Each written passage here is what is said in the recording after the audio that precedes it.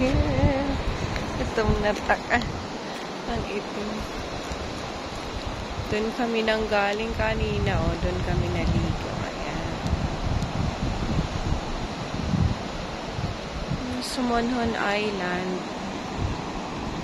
It's nice to be back home.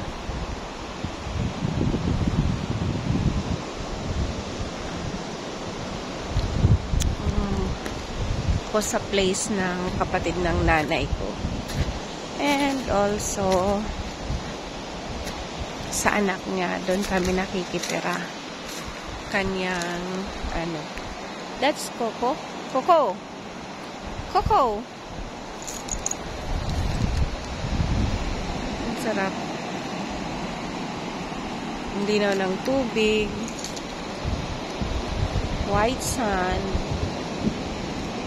Sana hindi masira dahil sa mining.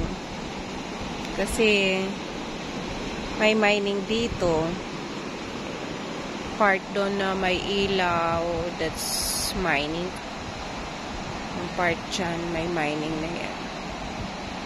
Sana wag nilang sirain hanggang dito kasi napakaganda talaga ng Humonhon.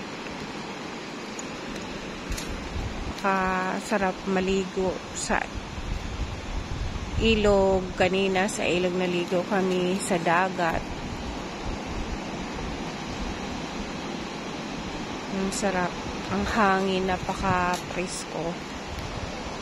Mga buko, may mga kalamansi. That is the source of income of Bitaog noon.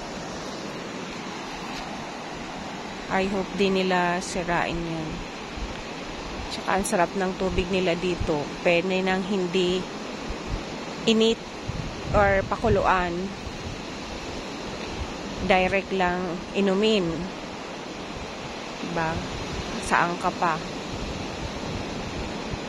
Wala nang ganun. Sa Manila, bibili ka talaga ng mineral water, pero dito hindi. Nasa kusila lang nila. May gripo lang sila. Pwede na nilang inumin yun. Tsaka mostly, may ilaw naman na sila dito, pero mostly ang ginagamit nila ay solar para makatipid sa kuryente. 2014 nandito ako, wala pa silang ilaw. And meron, pero parang in-off din yata hanggang